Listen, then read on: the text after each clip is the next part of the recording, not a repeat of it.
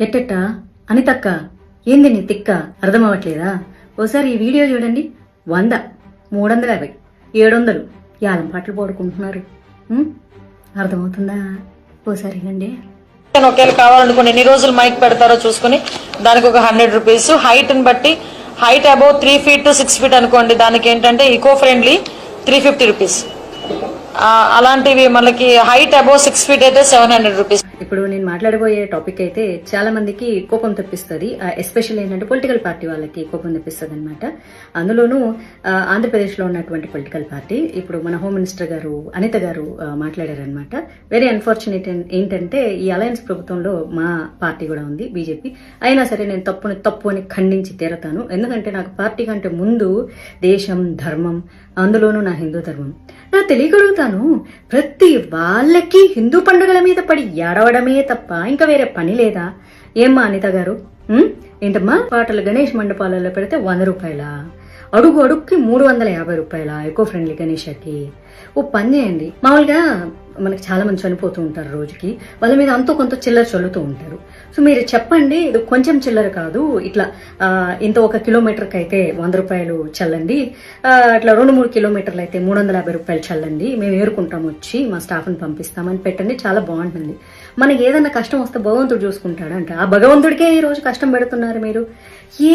ప్రతి ఒక్కళ్ళకి హిందూ పండుగలు వస్తే చాలు, అసలు మీకు ఎందుకు ఇంత కడుపు మంటాం? అసలు మాకు నిజంగా అర్థం కాదు.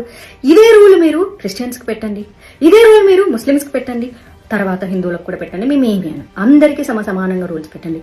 రోజుకి 5 సార్లు నమాజ్ చేస్తూ ఉంటారు కదా, వాళ్ళకి ఎప్పుడన్నా రూల్స్ పెడతారా? మరి వాళ్ళకు కూడా నమాజ్కి 100 రూపాయలు అని పెట్టాలి కదా. గణేష్ మండపాల దగ్గర సాంగ్లకి 100 రూపాయలు ఏంటి? లేకపోతే క్రిస్టియన్స్ అర్ధరాత్రులు కూడా పెడుతూ ఉంటారు కదా. నేను ఎవరిని కించపరచట్లేదు, ఇక్కడ గుర్తుపెట్టుకోవాలి. పొలో మనం తిట్టడానికి రెడీ అయిపోతుంటారులే కానీ ఆయన భగవంతుడికి బోల్డని కష్టాలు వచ్చాయంట, బోడి మాధవిలత కష్టాలు వస్తే ఏంటి, మీరు తిడితే ఏంటి, నాకేం మరి. వాళ్ళకు సేమ్ రూల్స్ అప్లై చేసి మాకు కూడా సేమ్ రూల్స్ అప్లై చేయండి. మేము వేస్తాం, చిల్లర వేస్తాం, ఏముంది. ఎంతో మందికి అన్నదానాలు చేస్తూ ఉంటారు హిందువులు, ఎంతో మందికి ప్రతిరోజు మండపాల దగ్గర బోల్డ్ అన్ని ప్రసాదాలు, లేకపోతే ఇంకోటి. అసలు మా పండగలంటేనే 10 మందిని బతికించడానికి ఉండేటటువంటి వ్యవహారం అది. ఒక వినాయక చవితి వస్తే మండపాలు వేసేటోళ్ళు ఏంటి, మట్టి బొమ్మలు తయారు చేసేటోళ్ళు ఏంటి, అసలు ఒకటేంటి అరటి ఇవి అవ్వచ్చు, పత్రం అమ్ముకునేటోళ్ళు కావచ్చు, పూలు పళ్ళు, ఎన్ని వ్యాపారాలు బతికిస్తూ ఉంటారు హిందువులు.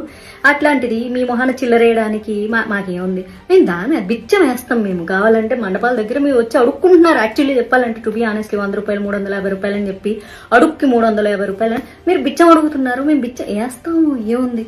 మా విగ్రహాల దగ్గర మీరు బిచ్చం ఎత్తుకుంటుంటే వేయడానికి మాకు ఏమన్నా ప్రాబ్లమా? నేను ఇప్పుడు ఇలా మాట్లాడాను అనుకో, ఇప్పుడు ఎన్వైరన్మెంట్ మీద ప్రేమ పుట్టుకొచ్చేస్తుంది చాలా మందికి. ప్రకృతి ప్రేమికులు అంటూ మాట్లాడతారు.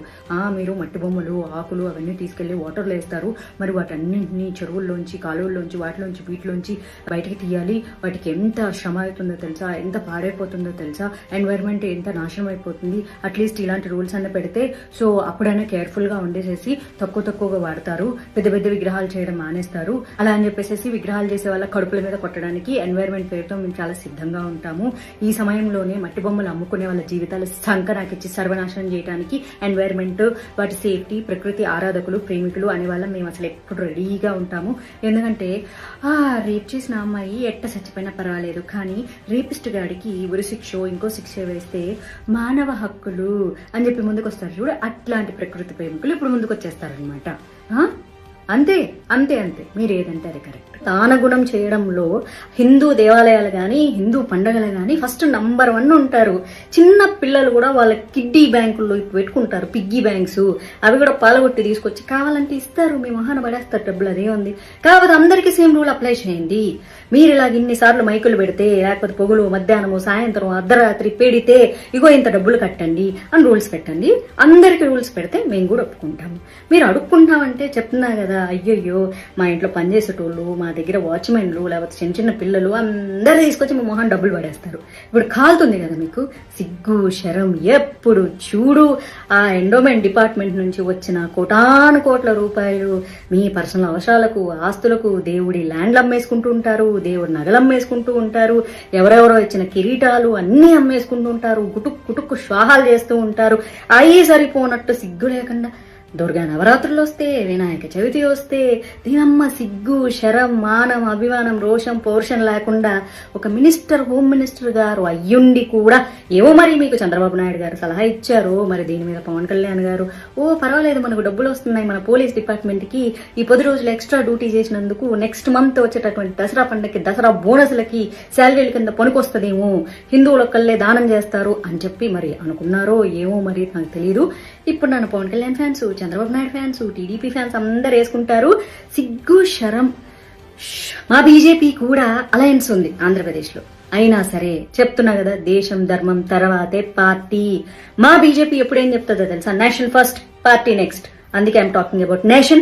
ఈ నేషన్ లో హిందూ ధర్మం నిలబడాలి. మీరు అడుక్కోండి, వినాయక చవితి వస్తుంది మాకు చందాలు ఇవ్వండి, మా పోలీసులను ఎక్స్ట్రా కాపలా పెడుతున్నాము, వచ్చే నెల మళ్ళీ దసరా వస్తుంది, నవరాత్రులు వస్తాయి, దసరాకి బోనస్లు అడుగుతారు, మేము పేదోళ్ళము, మేము పోలీస్ డిపార్ట్మెంట్ కి డబ్బులు ఇచ్చుకోలేకపోతున్నాము, దయచేసి చేతులు చాపి అడుక్కుంటున్నాము, మీరు దానం చేయండి అని అడగండి. హిందువులు కోటాను కోట్ల రూపాయలు దానం చేస్తారు తెలుసా? కోటాను కోట్లు, 100, 350 కాదు. ఒక్కొక్కరు కావాలంటే పేదోడు కూడా కూలికెళ్ళి ఆ రోజు కూలీ డబ్బులు 500, 600 తీసుకొచ్చి మీ మొహాన్ని పడేస్తారు. బతకండి అలాగా, అడుక్కోండి కావాలంటే. మినిస్టర్లు అందరూ వచ్చి ప్రతి పండక్కి వచ్చేసి ఆంధ్రప్రదేశ్ ప్రజలారా, హిందువులారా మాకు ఇట్ట డబ్బులు ఇవ్వండి అని అడుక్కోండి. కోట్ల రూపాయలు ఇట్ట ఇవ్వకపోతే నన్ను అడగండి, ఇస్తారు. మా హిందువులందరూ దానగుణం కలవాళ్ళు. కానీ అఫీషియల్ ప్రెస్ మీట్ పెట్టి దానికి 100, దీనికి 100, దానికి నా 100 అని అడుక్కోవద్దు. Shame on you, shame on you.